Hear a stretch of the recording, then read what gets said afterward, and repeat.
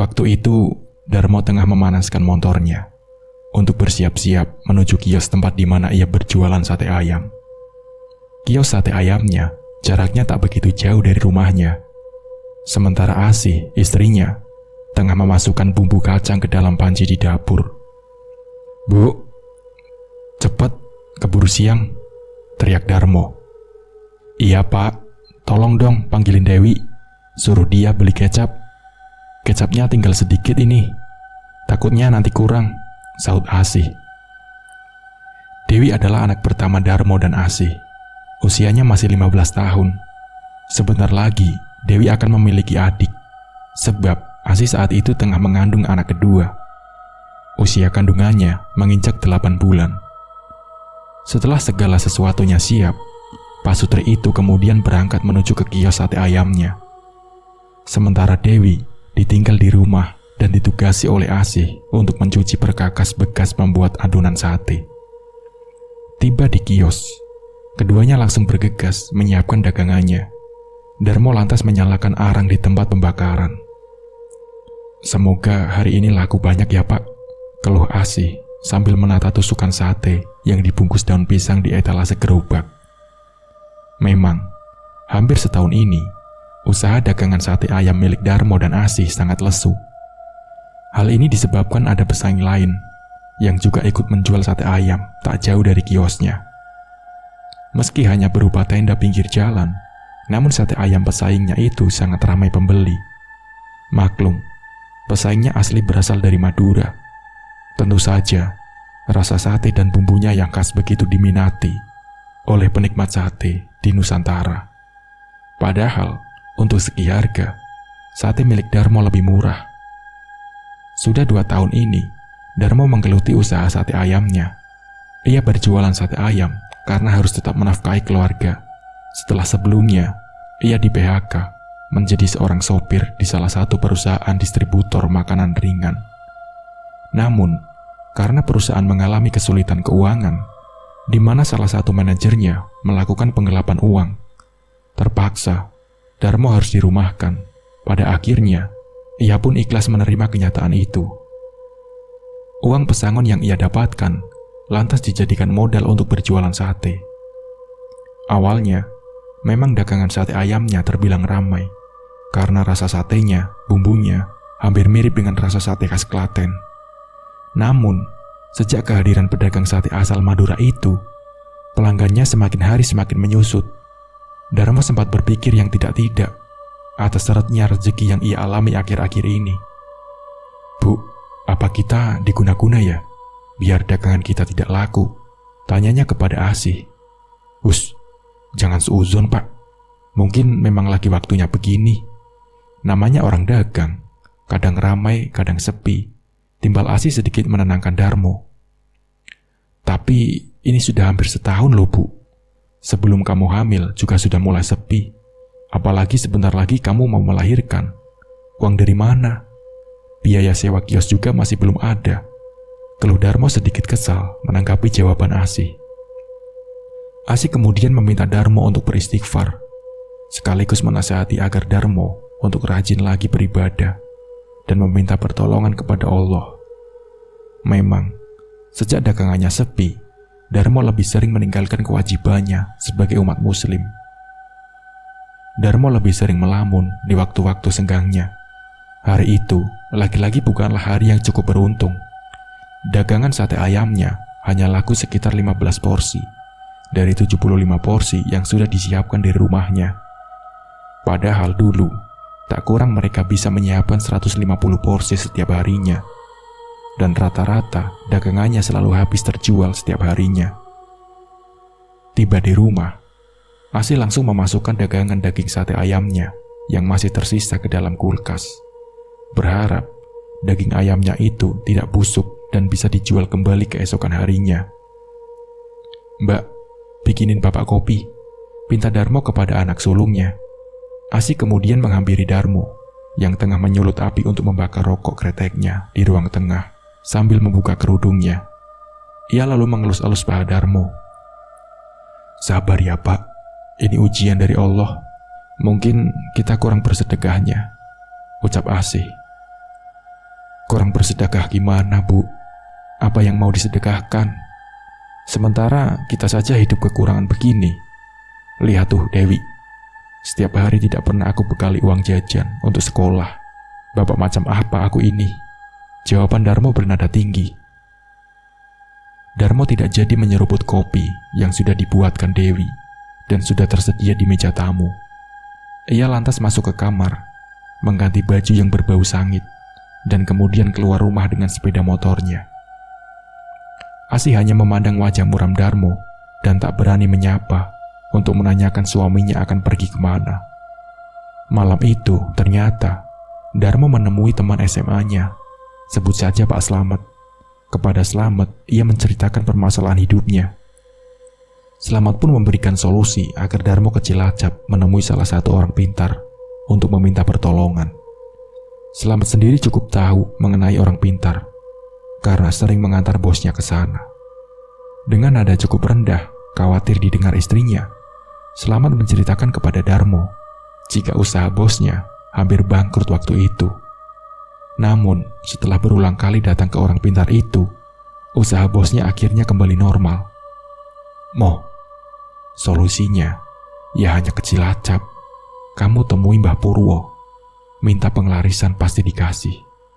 Karena beliau memang suka bantu orang-orang yang sedang kesulitan. Maharnya juga enggak besar, bisik Slamet ke telinga Darmo.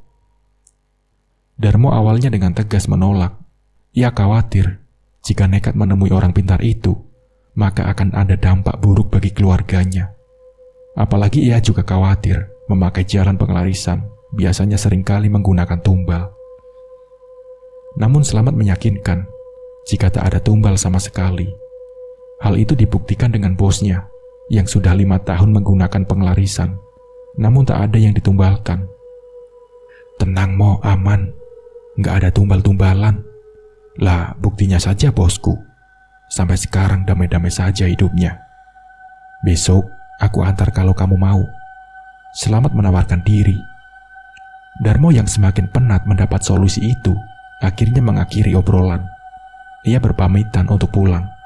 Di perjalanan pulang, ia terus-menerus mengingat-ingat saran dari Slamet. Pada sampainya, ia meyakini jika sudah tidak ada jalan keluar lainnya ketimbang harus berhutang ke bank.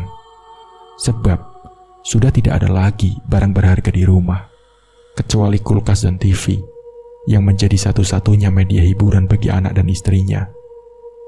Setiba di rumah, Darmo langsung memanggil istrinya. Saat itu, Asih sedang tertidur pulas. Dengan setengah menahan kantuk, Asih kemudian terbangun dan langsung menghampiri Darmo di ruang tengah.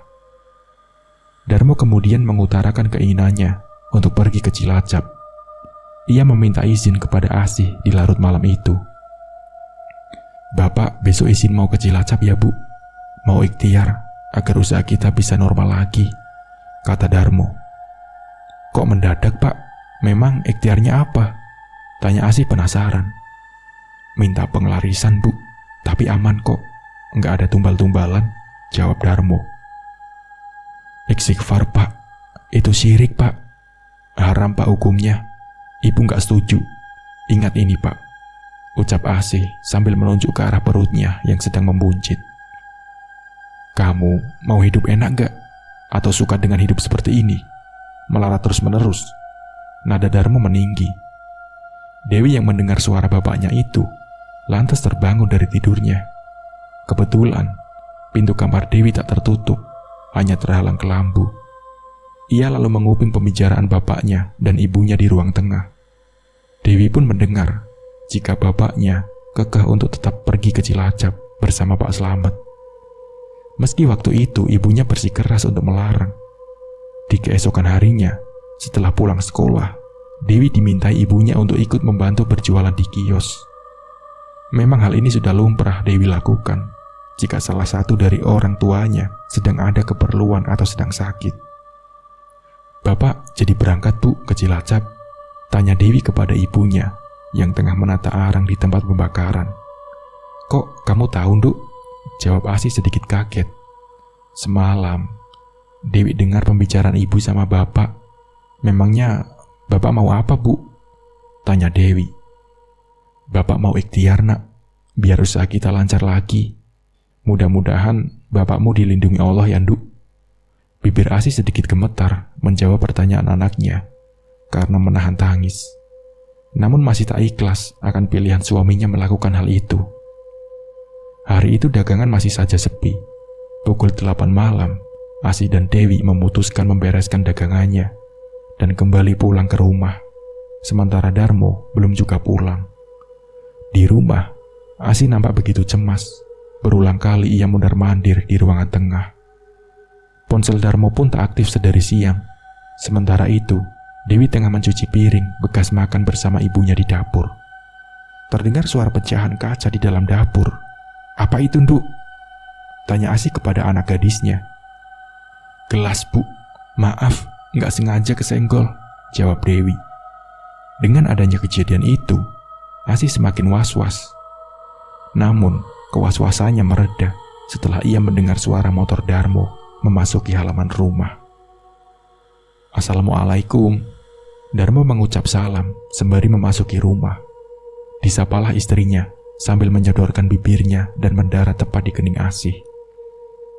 "Alhamdulillah Pak, sampai juga. Aku dan Dewi cemas Pak, nungguin Bapak dari tadi," ucap Asih. Darmo terkekeh. Raut mukanya menunjukkan kebahagiaan.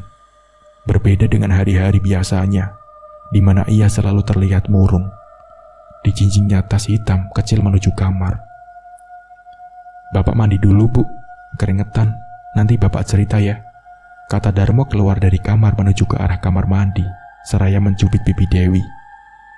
Selepas mandi, Darmo meminta Asih untuk membuatkan kopi dan mie instan. Sementara Dewi masuk ke kamar untuk mengerjakan PR. Sambil memakan mie instan, Darmo bercerita bahwa ia akan kembali ke Cilacap 3 hari lagi. Kata Darmo, setidaknya ia akan menginap selama seminggu di sana. "Pokoknya, tenang Bu, aman. Ibu gak perlu khawatir atau berpikiran yang aneh-aneh.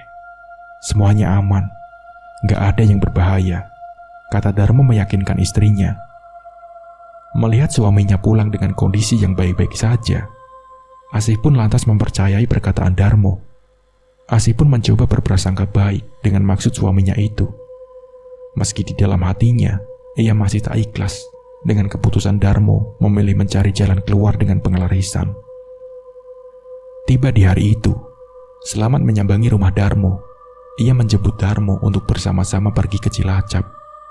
Asih pun kaget dengan kemunculan Selamat yang sudah tiba di ruangan sepagi itu. "Loh, Mas Selamat, kok sudah sampai di sini? Memangnya tidak berangkat kerja?" tanya Asih. "Saya sudah keluar kerja Mbak Asih, kan mau ikut kerja sama Darmo. Nanti Darmo jadi bos baru saya," jawab Selamat dengan tertawa kecil. "Kamu nggak ingat apa Bu? Kan hari ini Bapak mau ke Cilacap." Suara Darmo dari belakang mengagetkan Asih yang tengah berdiri di pintu depan. "Astaga, Ibu lupa Pak.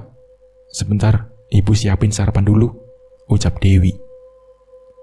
Lalu Dewi keluar dari dalam kamar, lalu bersiap-siap pergi ke sekolah. Ia pun lantas berpamitan kepada Darmo dan Asih. Seperti biasanya, Dewi tak pernah sarapan terlebih dahulu. "Dewi berangkat dulu ya Pak, Ibu. Assalamualaikum," katanya. "Waalaikumsalam." "Pakai saja motor Bapak, Nduk. Bapak mau keluar kota. Motor Bapak ditinggal. Siapa tahu nanti kamu butuh untuk belanja sama Ibu," kata Darmo sambil memberikan uang saku yang lumayan cukup banyak kepada Dewi. "Enggak Pak, Dewi naik angkot saja, takut ditilang sama polisi." "Enggak salah Pak, ini uangnya banyak loh. Lagi dapat rezeki ya. Alhamdulillah," kata Dewi, dan dibalas dengan tangan Darmo mengelus-ngelus kepala Dewi. Keduanya langsung menuju ruang makan dan langsung melahap nasi goreng buatan Asih. Asih duduk di samping Darmo sambil berpesan agar tak bermain serong selama berada di Cilacap.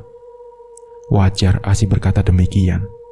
Masalahnya, Asih baru kali pertama ini ditinggal Darmo keluar kota dengan waktu yang cukup lama. Tentu saja ada rasa was-was di dalam hatinya. Namanya laki-laki, bisa saja tergoda wanita lain saat jauh dari istrinya. Setelah selesai sarapan, Darmo kemudian masuk ke kamar dan memasukkan beberapa baju ganti untuk ia bawa ke Cilacap. Ia lalu memberikan sesuatu yang dibungkus koran kepada Asih. Bungkusan kecil itu berisi uang. Namun, Darmo tak menjelaskan dari mana uang itu ia dapatkan. Asih pun hanya mengangguk dan mengucapkan terima kasih. Ia lalu memanjatkan doa kepada Allah agar suaminya dijauhkan dari malapetaka. Doa itu ia panjatkan tepat di hadapan Darmo. Darmo kemudian berpamitan sambil memeluk istrinya. Tak lupa ia juga mengelus-elus perut istrinya yang tengah hamil tua itu. "Bu, Bapak berangkat ya, doakan Bapak," pinta Darmo kepada istrinya. Singkat cerita, pukul 1 siang, Darmo dan Slamet sudah tiba di Cilacap. Keduanya kemudian melanjutkan perjalanan menuju ke gunung, lokasi yang sudah ditentukan oleh Mbah Purwo sebelumnya. Tempat ini cukup terkenal di Cilacap. Darmo dan Slamet akhirnya kembali naik bus jurusan Cilacap Jatijajar Kebumen. Karena memang lokasi gunung itu berada sekitar 25 km dari Cilacap kota. Saat tiba di gunung itu, kedua sekawan itu kemudian mencari sebuah warung makan untuk mengisi perut sekaligus menunggu Mbah Purwo. Mbah Purwo menjanjikan akan bertemu keduanya sebelum asar. Sambil mengisi perut, Darmo dan Slamet berbincang. Jika jalan yang diambilnya ini berhasil, maka Slamet ia janjikan akan dibukakan kios sate di wilayah lain dan menjadi cabang dari kios sate miliknya. "Pokoknya, nanti kita harus sukses bersama-sama, Mat. Semoga berhasil," kata Darmo. "Iya, Mo. Aku sudah bosan hidup seperti ini. Pasti berhasil. Buktinya kemarin saja. Belum apa-apa kamu sudah dikasih uang sama Mbah Purwo," timbal Darmo. Tak lama Mbah Purwo datang. Ia datang bersama 2 orang yang Darmo dan Slamet juga tak mengenalinya. "Sudah lama sampainya, Nak. Maaf ya, lama. Tadi Simbah cari minyak dulu sebagai syarat kalian. Perkenalkan, ini Sudir dan Wahyu, murid Mbah," kata Mbah Purwo. Darmo dan Slamet saling menjabat tangan. Kelima orang itu akhirnya larut dalam obrolan di sebuah warung kecil sebelum diajak Mbah Purwo bermalam di rumahnya. Menjelang malam hari, kelima orang itu beranjak menuju rumah Mbah Purwo dari lokasi gunung itu yang nantinya akan dijadikan sebuah lokasi pertapaan Darmo. Rumah Mbah Purwo sendiri cukup jauh dari lokasi gunung itu. Mbah Purwo memang bukanlah warga desa di mana lokasi gunung itu berada. Ia juga bukanlah kuncen gunung itu. Namun untuk perkara satu ini, ia ahlinya. Ia cukup tenar dikenal oleh warga Cilacap dan sekitarnya. Tamunya pun banyak yang datang dari luar Jawa. Sepengakuan Mbah Purwo, ia dulu menjalani laku tirakat selama 5 tahun di gunung itu. Saat menjalani laku tirakat itu, ia mendapatkan sebuah wangsit dan bisa menjadi seperti sekarang ini. Menjadi perantara penghubung manusia dengan jin yang ingin mendapatkan kekayaan. Kamarnya sudah disiapkan. Silahkan kalian mandi dulu. Nanti kalian tidur di sana ya, kata Mbah Purwo sambil menuju ke arah samping kanan ruang tengah di rumahnya. Darmo dan Slamet berpamitan masuk ke dalam kamar. Keduanya langsung membereskan barang bawaannya dan bersiap untuk mandi. Setelah selesai mandi, kedua sekawan tadi menuju ruang tengah. Mbah Sri, istri Mbah Purwo, menyuruh Darmo dan Slamet masuk sebuah kamar. Ternyata Mbah Purwo sudah menunggu di dalam kamar. Saat membuka kamar, aroma dupa dan kemenyan menyeruak ke dalam hidung mereka berdua. Kamar itu merupakan tempat praktik Mbah Purwo. Ternyata Sudir dan Wahyu juga sudah ada di dalam kamar. Kamar itu cukup membuat Darmo dan Slamet merinding. Benda-benda pusaka tertata rapi. Ada pula alat mediumisasi seperti jenglot dan boneka yang dibuat layaknya pocong bergeletak di sudut kanan kamar. "Duduklah, minum air yang di gelas itu," ucap Mbah Purwo sambil menunjuk gelas berisi air putih bercampur bermacam aneka bunga. Karena yang akan mengikuti praktik ini adalah Darmo, maka dialah yang meminum air itu. Setelah itu, Mbah Purwo kemudian merapalkan berbagai macam mantra. Darmo diminta menutup mata, sementara Slamet disuruh mundur untuk duduk bersila dan bergabung dengan kedua murid Mbah Purwo. Darmo tiba-tiba menggeletak tak sadarkan diri. Sekitar hampir setengah jam, ia kemudian bangun setelah Mbah Purwo memanggil namanya. "Apa yang kamu lihat?" tanya Mbah Purwo kepada Darmo. "Ada seorang pria gagah menghampiri saya, Mbah. Sosoknya gagah, memakai baju-baju seperti orang kerajaan. Dia meminta untuk saya bertapa ke salah satu petilasan di gunung itu," kata Darmo.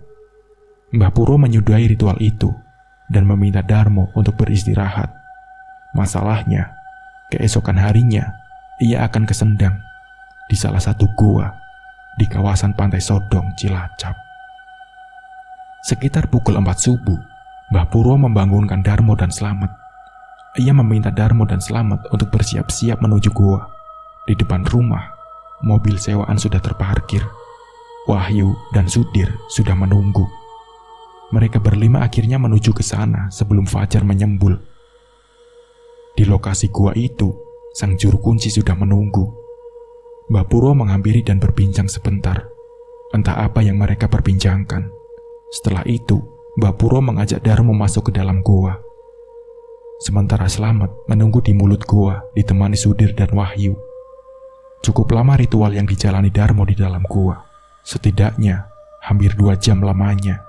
Sambil menunggu, Slamet iseng bertanya-tanya kepada juru kunci gua tersebut. Dari penuturan juru kunci gua itu, memang gua itu sering dijadikan salah satu syarat ritual seseorang untuk mencari pesugihan. Di dalam gua terdapat beberapa petilasan yang juga dianggap keramat. Pesugihan? Bukannya untuk syarat penglarisan, Mbah? Kata Slamet sedikit terkaget mendengar penjelasan sang juru kunci.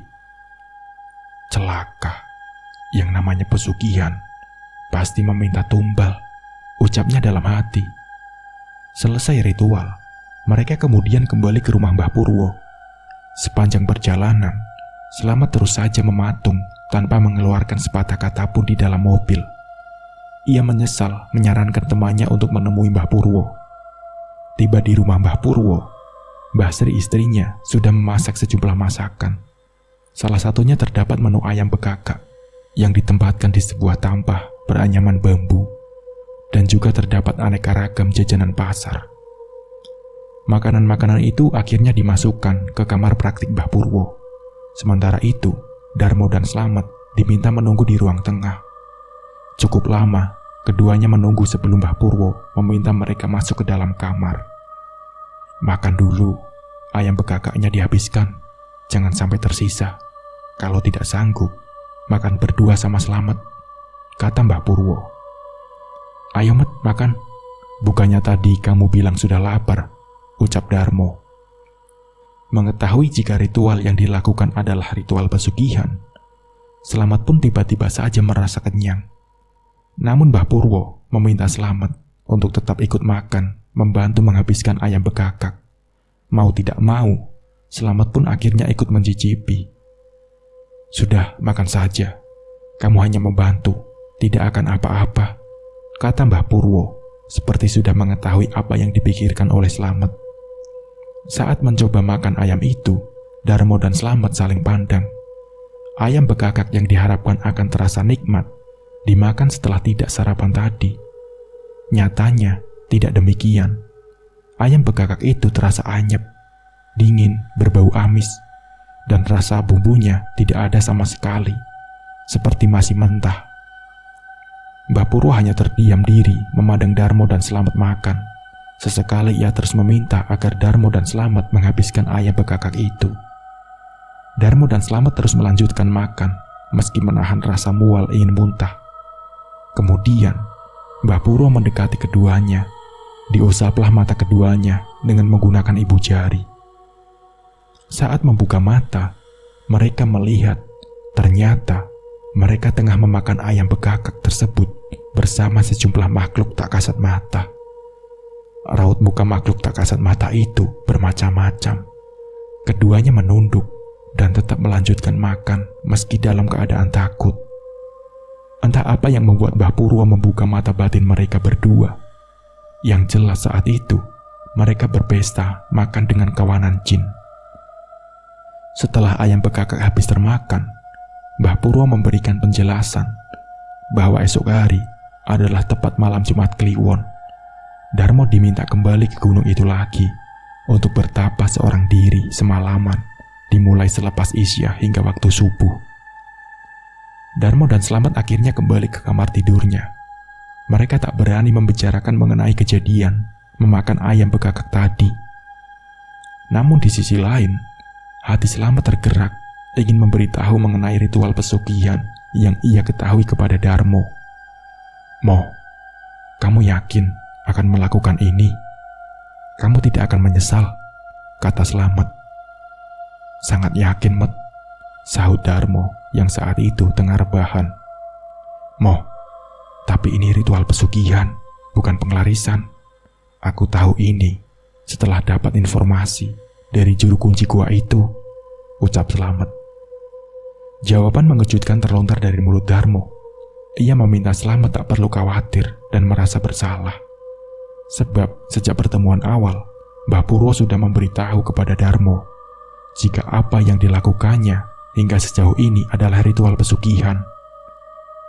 Ia juga baru memberitahu kepada Slamet bahwa Mbah Purwo sempat memberikan uang kepada dirinya untuk diberikan kepada anak dan istrinya sebelum ia menjalani ritual selanjutnya.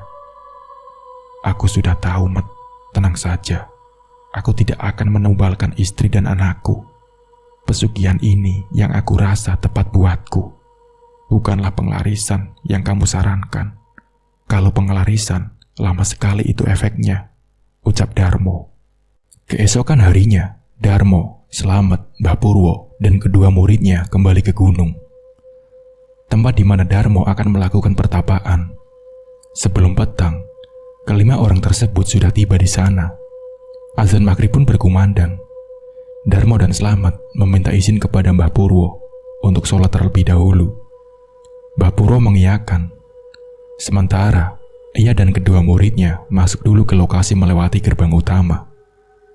Selepas sholat, Slamet pun meyakinkan sekali lagi atas niat Darmo mencari pesugihan itu. "Mo, yakinkan hatimu dulu. Jangan sampai kamu menyesal di kemudian hari," kata Slamet. "Aku sudah mantap, Met. Jika jalan ini salah di mata Allah, aku akan berdoa agar diampuni kesalahanku. Yang aku pikirkan sekarang adalah nasib Asih, Dewi, dan si Jabang bayi. Supaya mereka bisa hidup bahagia selepas ini. Itu saja," ucap Darmo. Mereka berdua akhirnya menyusul Mbah Purwo. Mbah Purwo sendiri sudah menunggu di jalan setapak, di mana itu merupakan trek menuju ke arah puncak. Mereka berlima akhirnya melanjutkan perjalanan sebelum kumandang azan Isya terdengar. Memang saat itu, lokasi gunung tengah ramai-ramainya pengunjung. Namun untuk petilasan yang akan digunakan Darmo bertapa sudah disterilkan. Juru kunci sudah menutup akses pengunjung ke petilasan itu. Mungkin itu adalah permintaan dari Mbah Purwo. Tiba di petilasan, Mbah Purwo mengeluarkan sejumlah barang yang akan digunakan untuk ritual, termasuk sesajen yang sudah disiapkan sebelumnya. Digelarlah sebuah tikar yang mirip dengan tikar yang kerap digunakan untuk memakamkan jenazah.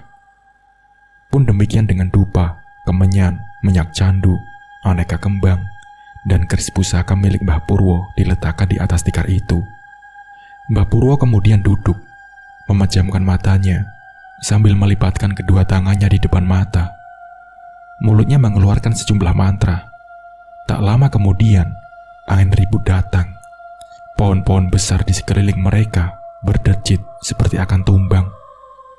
Namun angin ribut itu langsung berhenti setelah Mbah Purwo menyudahi ritual dan memanggil Darmo untuk duduk di sampingnya. Mbah Purwo mendekati telinga Darmo dan membisikkan isyarat sesuatu. Kepala Mbah Darmo mengangguk, memberi isyarat apa Mbah Purwo katakan kepadanya. "Saya tinggal, nanti saya kesini lagi sebelum subuh," kata Mbah Purwo. Iya Mbah, doakan saya agar mendapat restu, ucap Darmo disusul anggukan kepala Mbah Purwo. Mereka berempat lantas turun meninggalkan Darmo sendirian di petilasan itu. Tiba di pelataran bawah, Mbah Purwo mengajak untuk beristirahat menunggu selesainya pertapaan Darmo, tepatnya di satu bangunan yang cukup besar di lokasi gunung itu.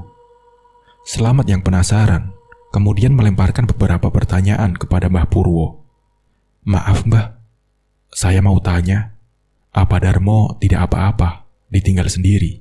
Takutnya kenapa-kenapa Mbah, atau mendapat gangguan, ucap Selamat. Kamu tidak perlu khawatir, penunggu petilasan sudah mengizinkan, kata Mbah Purwo. Cukup lama, akhirnya mereka menunggu Darmo bertapa. Kedua murid Mbah Purwo memutuskan untuk tidur terlebih dahulu, sementara Selamat dan Mbah Purwo tetap berjaga. Sekitar pukul 12:30 malam, angin ribut itu kembali datang. Mbah Purwo kemudian berdiri dan berjalan menjauhi bangunan. Selamat mengikuti langkah Mbah Purwo.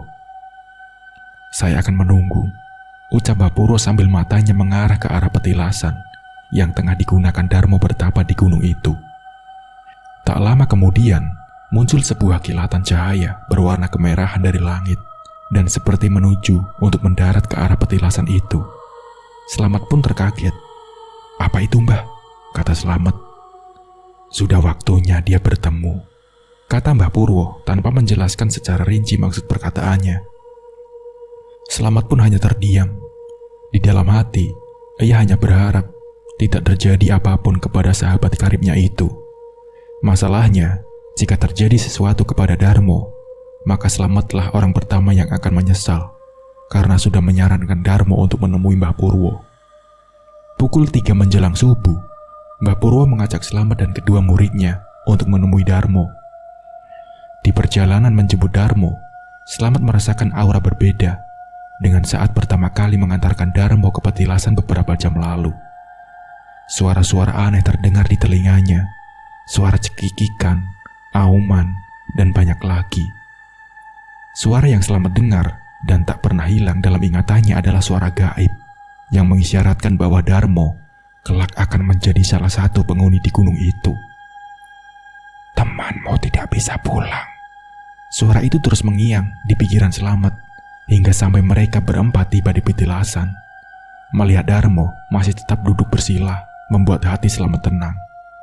Apa yang ia dengar di perjalanan tadi ternyata tidak terbukti. Awalnya Selamat mengira jika Darmo akan menumbalkan nyawanya sendiri dan mati saat menjalani ritual pertapaan di gunung itu. Mbah Purwo lantas mendekati Darmo dan duduk bersila membelakangi mereka. Beberapa menit ia berdiri di belakang Darmo sebelum membangunkan Darmo dari pertapaannya. Diambillah lipatan kain mori putih yang sudah disediakan sebelumnya di atas tikar. Mbah Purwo lantas membungkus sesuatu yang ada di depan Darmo. Mata Selamat terhalang dengan tubuh Darmo yang masih diam duduk bersila, sehingga tak jelas apa yang telah dibungkus oleh Mbah Purwo. Darmo seperti terkena serangan asma saat dibangunkan. Napasnya tersendat-sendat, tubuhnya tergeletak dengan posisi kaki masih tetap bersila. Selamat secara refleks menghampiri Darmo dan meluruskan kakinya. Sementara Sudir dan Wahyu, murid Mbah Purwo, mengangkat tubuh Darmo untuk kembali didudukan. Minum, haus. Aku haus, Mat, lirih Darmo. Tak banyak lama, Selamat kemudian mengambil air teh yang sudah dibungkus menggunakan plastik di tas kecilnya. Memang, air teh itu sudah ia siapkan sebelumnya untuk Darmo. Diminumkannya air teh itu, napas Darmo masih tersendat-sendat. Baju Darmo basah kuyup karena keringatnya. Setelah sedikit sadar, Darmo diminta untuk duduk di sebuah akar pohon sebelah kanan petilasan. Sementara Mbah Purwo dan kedua muridnya membereskan peralatan yang digunakan Darmo untuk bertapa. Setelah semua selesai, Mbah Purwo langsung mengajak untuk turun. Karena kondisi Darmo yang masih belum stabil, Selamat dan Sudir akhirnya menuntun Darmo. Tiba di bawah, Mbah Purwo kemudian menemui juru kunci untuk berpamitan pulang. Di perjalanan pulang, tepat di dalam mobil, Darmo tiba-tiba hilang kesadaran. Tubuhnya lemas terkulai. Karena saking paniknya, akhirnya Darmo dilarikan ke salah satu rumah sakit terdekat. Tiba di UGD, ia langsung dirawat, diperiksa oleh dokter. Sementara Slamet mengisi beberapa formulir untuk pendaftaran pasien. Setelah beres memeriksa, dokter mengatakan jika kondisi Darmo baik-baik saja. Ia hanya dehidrasi dan terlalu kelelahan.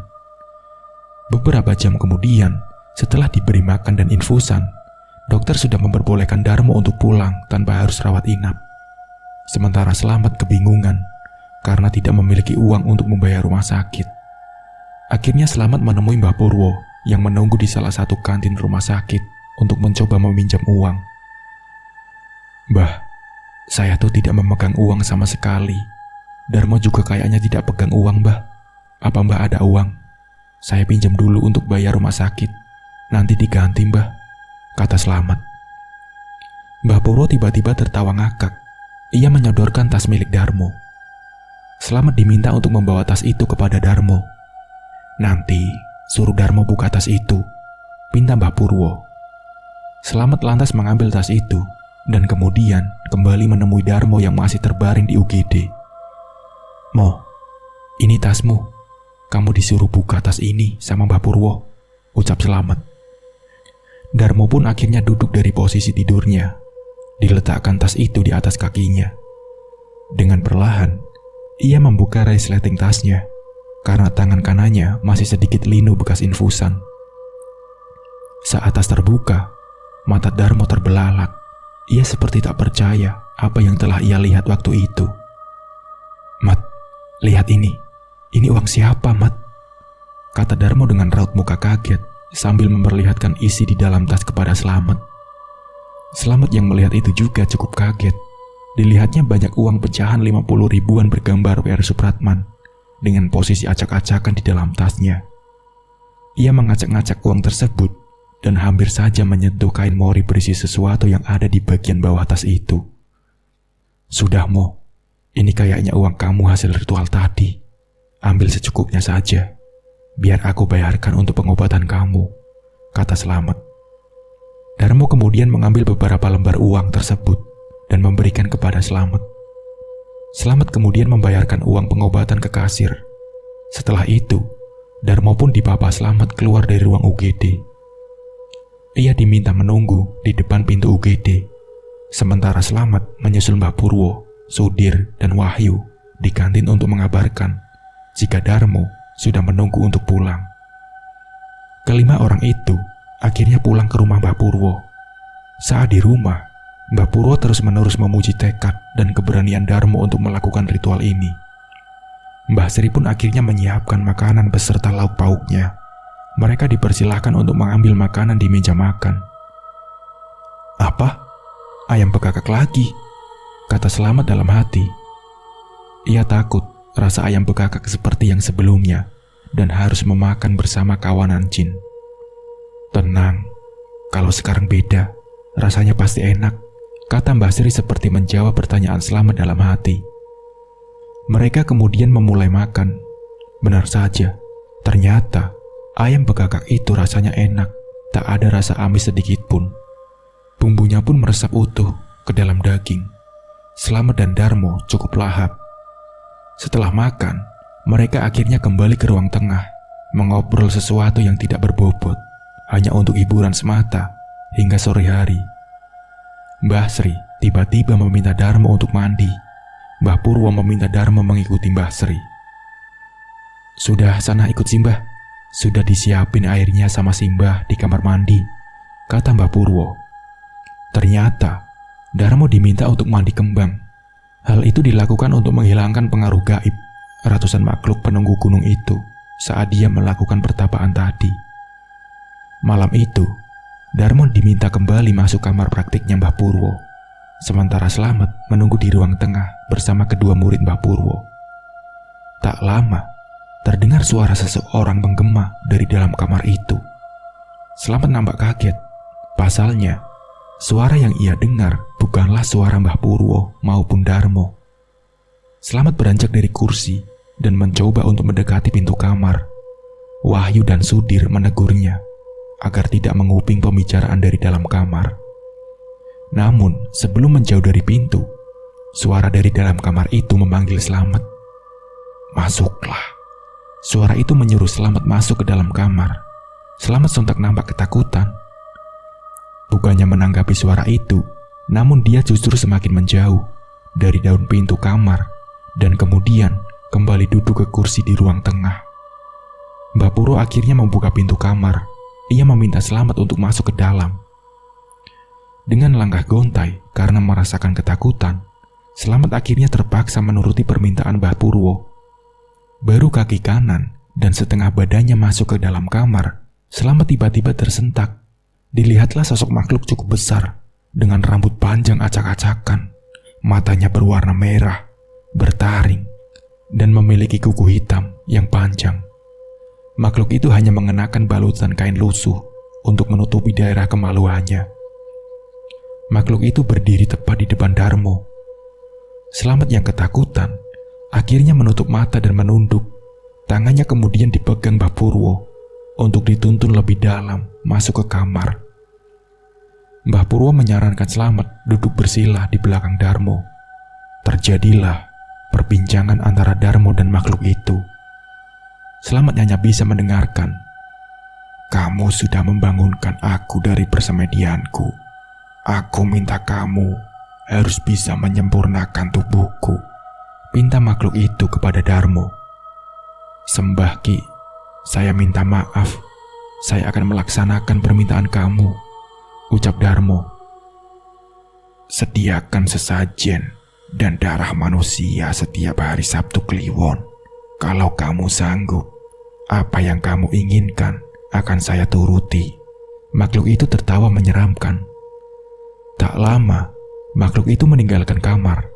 Mbah Purwo memberikan penjelasan kepada Darmo untuk menyiapkan satu kamar khusus di rumahnya untuk dijadikan sebagai ruangan pemberian sesajen. Kamar itu juga tak boleh dimasuki oleh siapapun, baik istri maupun anak Darmo. Ia juga diminta membuat sebuah kotak penyimpanan dari kayu gaharu asli. Tak lupa, Mbah Purwo juga meminta agar Darmo membeli minyak mani gajah untuk keperluan sesajen agar dagangannya kembali ramai. "Tapi rumah saya kecil, Mbah. Di rumah sudah tidak ada kamar lagi yang kosong," kata Darmo. "Pindahlah rumah. Jika tidak, kamu mengontrak dulu rumah yang lebih besar dari sebelumnya. Uang kan sudah tersedia di dalam tas," kata Mbah Purwo disertai anggukan kepala Darmo. Hari itu selesailah ritual pesugihan yang dilakukan Darmo. Mereka akhirnya kemudian keluar dari dalam kamar. Darmo pamitan kepada Mbah Purwo untuk masuk ke dalam kamar. Slamet kemudian ikut menyusul Darmo. Di dalam kamar, Slamet menanyakan kepada Darmo mengenai sosok makhluk yang ia lihat di dalam kamar praktik Mbah Purwo. "Siapa itu tadi, Mo?" "Dia yang akan membantuku, Mat. Dia jenglot." "Astaga, kamu gila, Mo. Dia saja minta darah manusia, berarti ada tumbal, Mo." "Tenang saja, Mat. Kebetulan aku punya teman di PMI. Nanti setiap Sabtu Kliwon, aku akan minta sekantong darah dari dia. Yakin tidak ada tumbal-tumbalan. Jangan sampai kau tumbalkan Asi atau Dewi. Itu saja permintaan Slamet." Di keesokan harinya, Darmo dan Slamet akhirnya berpamitan untuk kembali ke rumah. Mbah Purwo berpesan, jika Darmo sukses, jangan lupa untuk kembali ke Cilacap dan menyisihkan hartanya kepada warga kurang mampu di sekitar gunung tempat pertapaan Darmo. Darmo pun menyetujuinya. Tiba di rumah, Darmo disambut pelukan asih, sementara Slamet langsung berpamitan untuk pulang ke rumah menemui istrinya. Dewi sendiri saat itu tengah jatuh sakit, sehingga Asih bilang kepada Darmo jika hari itu tak berjualan sate karena tak ada yang membantunya di kios. Darmo pun tak mempermasalahkannya. Dewi kemudian keluar dari kamar, lalu menghampiri ayahnya yang sedang duduk mengobrol bersama ibunya di ruang tengah. Ia langsung menggeletakkan kepalanya di paha ayahnya. "Besok kita cari rumah, Bu. Kita pindah dari sini, ya, Nduk," kata Darmo. "Hah? Uang dari mana, Pak? Uang yang kemarin Bapak berikan kepada Ibu mana cukup?" kata Asih. Bukalah, Bu. Darmo menyodorkan tas hitam kepada Asih. Asih kemudian membuka tas itu dan terlihat cukup syok.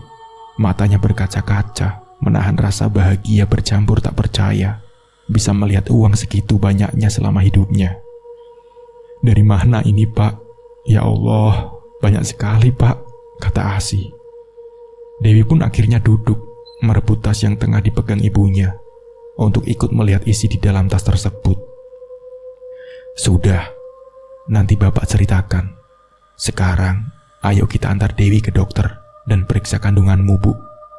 Mumpung ada uang, pinta Darmo. Di dalam perjalanan pulang, Slamet terus memikirkan Darmo. Ia masih tak percaya Darmo melakukan hal konyol itu. Tapi, nasi sudah menjadi bubur. Darmo sudah menyetujui perjanjiannya dengan setan itu. Yang bisa ia lakukan, ia hanya akan terus mengingatkan Darmo untuk tidak tak pernah telat menyediakan sesajen di hari Sabtu Kliwon. Ia khawatir, jika Darmo lupa, maka akan ada malapetaka yang mengancam keluarga Darmo. Sebulan kemudian, Darmo sudah pindah rumah. Rumah yang ia tepati kini lebih besar dari yang sebelumnya. Meski ia dan keluarganya masih mengontrak, sementara rumahnya yang dulu ia kontrakkan. Kehadiran anak kedua Darmo, Ahmad, membuat kebahagiaan Darmo semakin lengkap. Terlebih, rupiah demi rupiah terus menghampiri kehidupan Darmo. Pesugihan yang ia jalani nampak tak memiliki efek buruk bagi kehidupannya. Hingga pada akhirnya, usaha yang dirintis Darmo pun kian berkembang. Usaha satenya semakin bertambah besar. Ia pun membuka cabang di beberapa kota di Pulau Jawa. Ia juga merintis bisnisnya ke bidang lain. Hanya dalam kurun waktu 3 tahun, semua bisnis Darmo sukses. Slamet pun ditunjuk Darmo sebagai orang kepercayaan untuk ikut mengelola bisnisnya. Kehidupan Darmo pun semakin melangit. Ia tak lagi mengontrak rumah.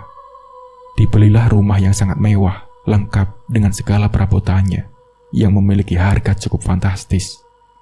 Termasuk beberapa unit mobil mewah. Dengan kehidupan bak pangeran Arab, Darmo seakan terbuai dengan kehidupan perlentenya. Ia bahkan melupakan akan perjanjian waktu itu. Ia tak lagi berkunjung ke Cilacap untuk menemui Mbah Purwo dan membantu warga di sekitar gunung itu, tempat ia menjalani ritual pesugihannya.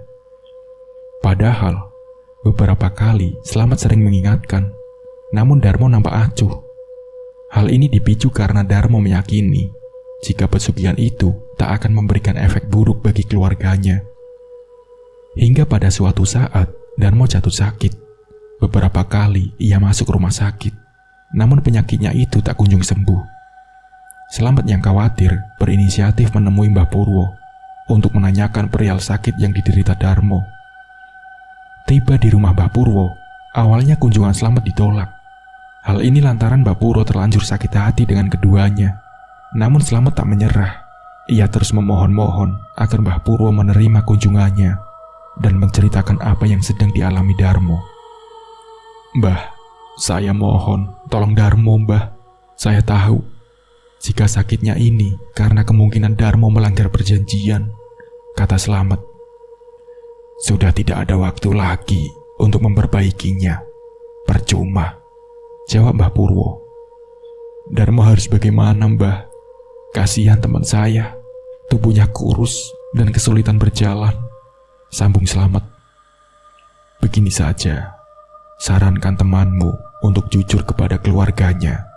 Jika tidak, maka peliharaan dia yang akan mengambil anggota keluarganya satu persatu," jawab Mbah Purwo. "Jadi akan ada tumbal, Mbah?" kata Slamet kebingungan.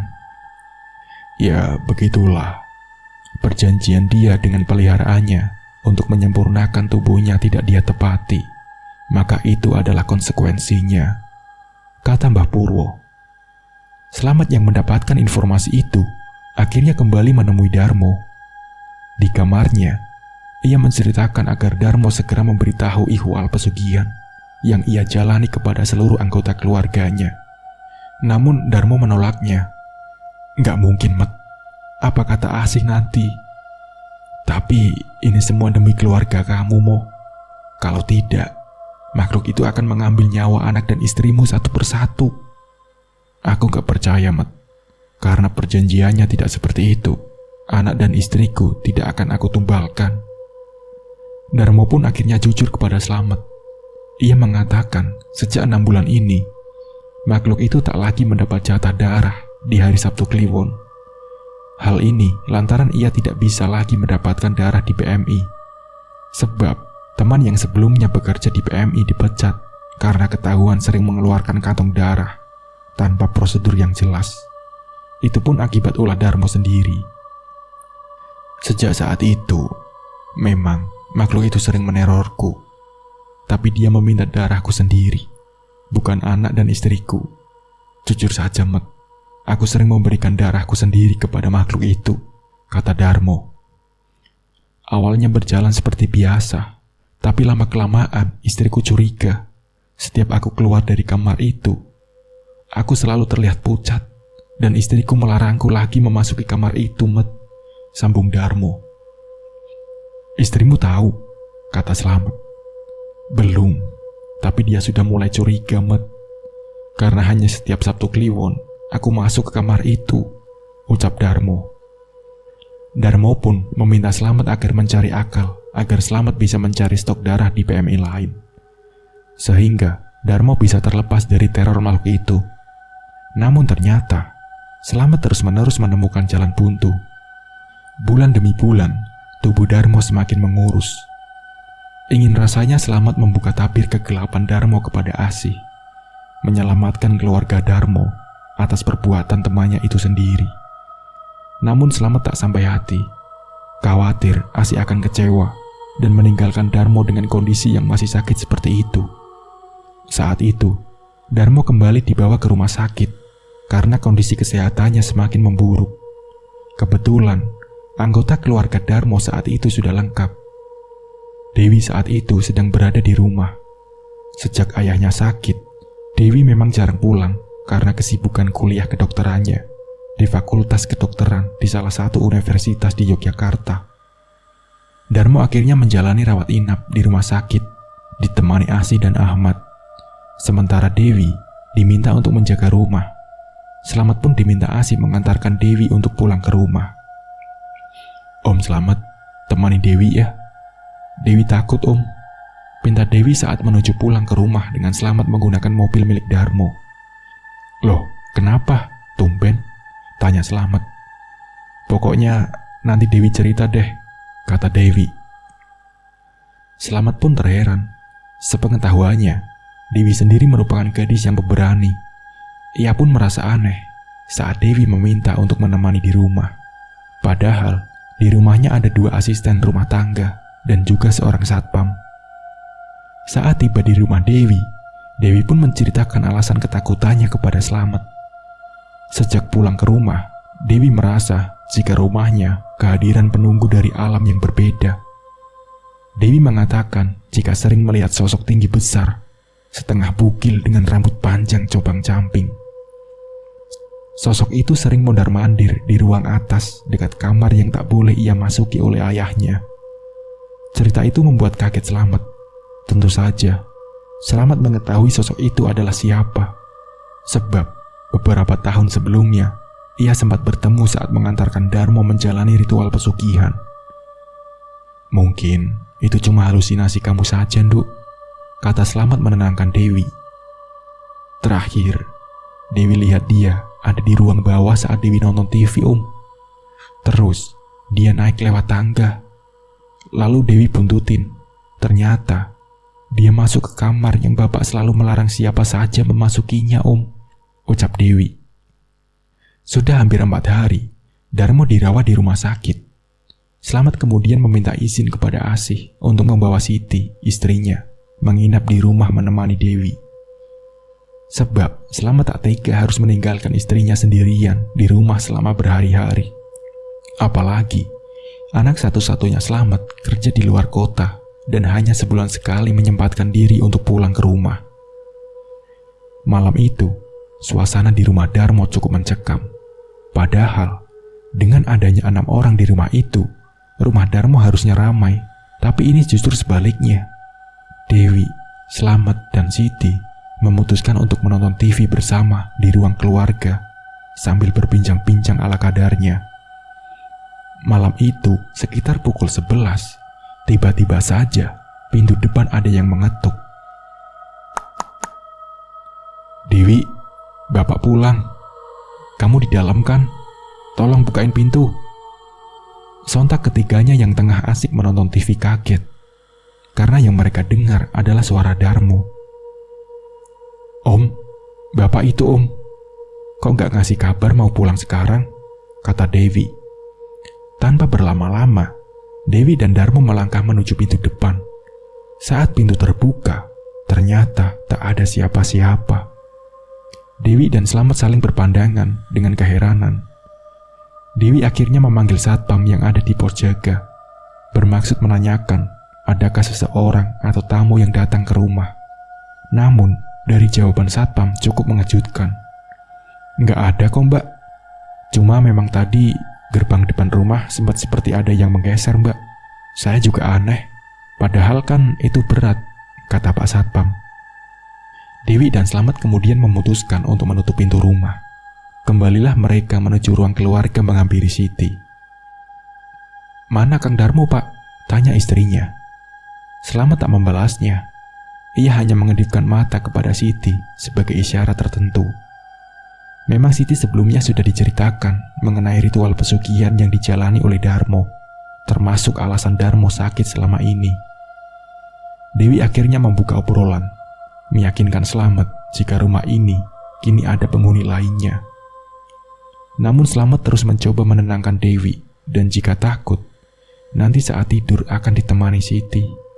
Namun pemandangan lain muncul. Dewi seketika melihat makhluk yang sebelumnya ia ceritakan dengan tengah berjalan di luar rumah. Terlihat tepat di jendela yang hanya tertutup gorden transparan. "Om, itu Om. Itu dia Om," kata Dewi sambil menunjuk arah jendela. Seketika, Slamet dan Siti menengok, dan mereka bertiga saat itu melihat makhluk itu dengan jelas. Siti kemudian membaca ayat-ayat suci Al-Quran yang ia hafal. Makhluk itu nampak berjalan ke arah halaman belakang rumah. Slamet yang penasaran akhirnya keluar rumah melalui pintu depan, lalu mengajak satpam untuk mengecek halaman belakang. Namun saat dicek, makhluk itu sudah tidak ada. Slamet kemudian memutuskan untuk kembali masuk ke dalam rumah. Saat akan masuk ke dalam rumah, tiba-tiba Slamet dikejutkan dengan suara Dewi dan Siti menjerit di dalam kamar. Sontak ia pun berlari. Tak disangka, makhluk itu kini berdiri membelakangi Dewi dan Siti dan berjalan menuju tangga rumah. Jeritan Dewi semakin histeris dan mengundang dua asisten rumah tangga keluar dari dalam kamarnya. Sosoknya sangat jelas. Bahkan dua asisten rumah tangga Darmo ikut melihatnya. Slamet kemudian memanggil lagi satpam. Ia kemudian mengecek ruangan demi ruangan di lantai atas. Tapi makhluk itu lagi-lagi sudah menghilang. Slamet dan satpam akhirnya turun ke lantai bawah. Di ruang keluarga, Dewi masih menangis karena ketakutannya dan sedang ditenangkan oleh Siti dan dua asisten rumah tangganya. "Darahku."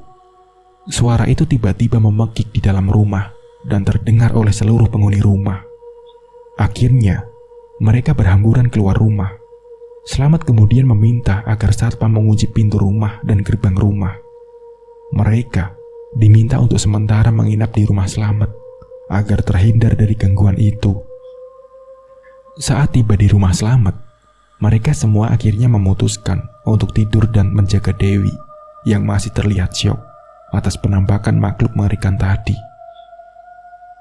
Dini hari itu juga, Slamet memutuskan untuk pergi ke rumah sakit menemui Darmo diantar oleh satpam. Ia mencari cara agar tetap bisa masuk menemui Darmo meski jam besuk sudah ditutup.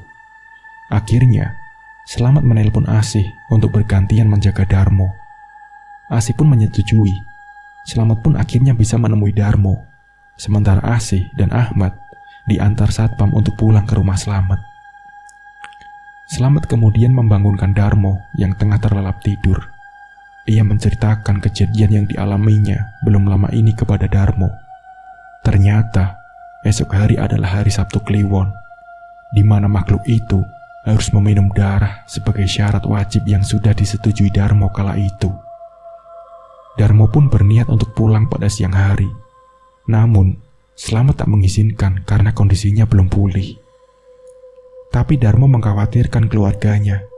Ia takut jika makhluk itu nekat mengambil darah anak atau istrinya. Slamet pun bilang jika anak dan istri Darmo sudah diungsikan terlebih ke rumahnya. Dengan begitu, Slamet meminta agar Darmo tak perlu mengkhawatirkannya. Maka dari itu, Darmo akhirnya tetap menuruti permintaan Slamet untuk melanjutkan perawatannya di rumah sakit. Tapi perjanjian adalah perjanjian. Makhluk itu tetap mencari Darmo. Tepat di hari Sabtu Kliwon malam, makhluk itu datang menemui Darmo di rumah sakit. Ia menagih janji Darmo. Darmo pun mengirimkan SMS kepada Slamet yang tengah mencari makan untuk segera pulang ke rumah. "Mat, tolong, kamu pulang sekarang ke rumah. Jaga anak-anak dan ASih. Makhluk ini sudah di sini, Mat," tulis Darmo dalam SMS-nya. Mendapat SMS seperti itu, Slamet akhirnya lari menuju ruangan di mana Darmo dirawat. Tiba saat akan membuka pintu, Slamet melihat makhluk itu sedang berdiri di samping Darmo. Darmo dan makhluk itu seperti sedang berbicara. Tiba-tiba, makhluk itu melihat ke arah Slamet. "Pulang, Met, pulang sekarang." Dengan nada tinggi, Darmo meminta Slamet segera pulang. Tanpa banyak lama, Slamet akhirnya pulang ke rumah. Ia meminta agar seluruh orang yang ada di rumahnya berkumpul dan mendoakan Darmo. Asih pun bertanya-tanya dengan sikap Slamet. Apalagi ia pulang ke rumah dengan meninggalkan Darmo sendirian di rumah sakit. "Ada apa ini, Mas Slamet?" "Mas Darmo kenapa, Mas? Kok ditinggal sendiri?" katanya Asih dengan panik. Slamet terpaksa berbohong saat menjawab pertanyaan Asih.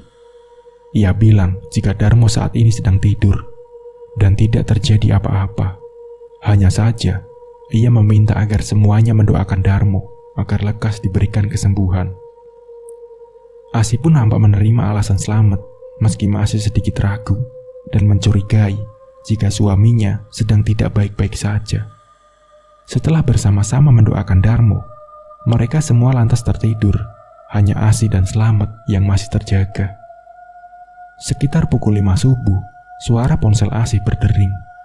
Asih terkejut saat diberi kabar jika Darmo menghilang dari rumah sakit. Darmo diketahui menghilang saat perawat akan mengambil sampel darah yang terjadwal setiap pagi. Mendengar kabar itu, Asih lalu histeris. Ia meminta Slamet untuk segera mengantarkan ke rumah sakit. Tanpa membangunkan yang lainnya, Slamet dan Asih akhirnya menuju ke rumah sakit. Di rumah sakit, kejadian menghilangnya Darmo dijelaskan oleh dokter jaga. Petugas keamanan di rumah sakit juga sudah mencari di seluruh ruangan dan sudut rumah sakit. Namun, Darmo tetap tidak ketemu. Asih dan Slamet diminta untuk mencari. Siapa tahu Darmo pulang ke rumah. Slamet pun kemudian menelpon Siti.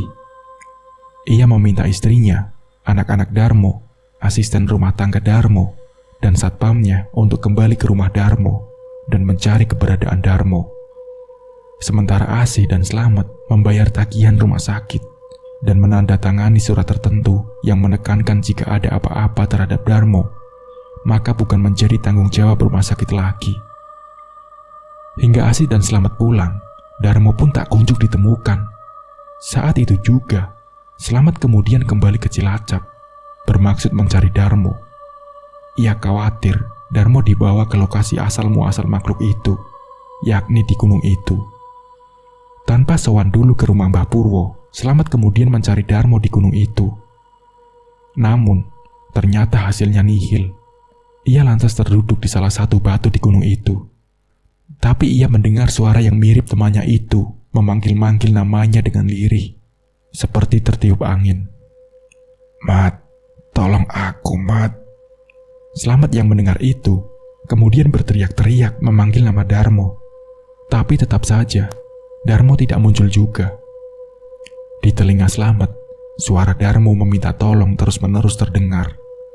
Hingga pada akhirnya, ia baru teringat jika saat mengantarkan Darmo melakukan ritual pertapaan beberapa tahun lalu, ada banyak makhluk tak kasat mata yang memberikan isyarat jika Darmo akan menjadi salah satu penghuni di gunung itu.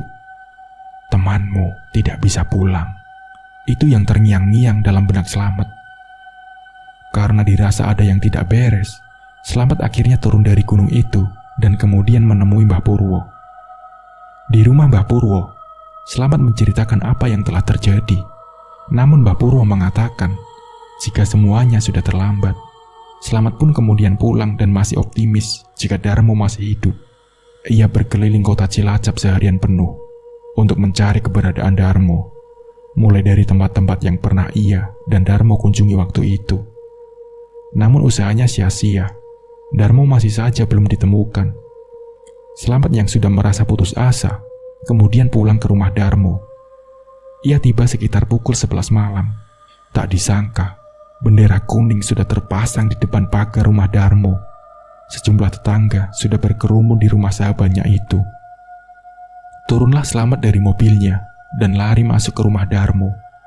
Dilihatlah, jasad teman karibnya itu terbujur kaku di ruangan tengah dan diselimuti kain. Asih menangis di samping jasad Darmo sambil menggendong memeluk erat Ahmad. Sementara Dewi terlihat dia mematung. Wajahnya pias dengan mata sembab memandangi jasad bapaknya. Slamet membuka dengan perlahan kain yang menutupi jasad Darmo, memastikan apakah itu benar teman karibnya. Tak disangka, wajah Darmo menghitam dengan kondisi mulut menganga. Sementara bagian ubun-ubun kepala berlubang. Ia kemudian dengan cepat menutup wajah Darmo. Darmo sendiri rencananya akan dimakamkan esok hari, menunggu sanak saudaranya terlebih dulu datang. Sementara Dewi menarik tangan Slamet dan membawanya menuju lantai atas. Dewi lantas menceritakan jika bapaknya ditemukan di kamar khusus yang selama ini tidak boleh ada yang memasukinya. Saat Slamet di Cilacap, Dewi sendiri yang meminta satpam membuka paksa kamar itu. Instingnya menyeret jika bapaknya ada di dalam kamar itu. Benar saja, saat satpam berhasil menjebol pintu kamar, Darmo sudah ditemukan tergeletak di antara peralatan sesajen.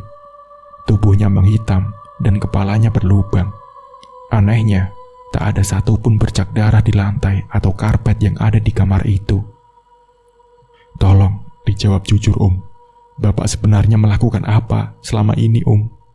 Tanya Dewi sambil menahan isak tangis. Tapi Slamet tak menjawabnya. Ia khawatir Dewi akan kecewa jika mengetahui bapaknya melakukan hal yang paling dilarang dalam agama.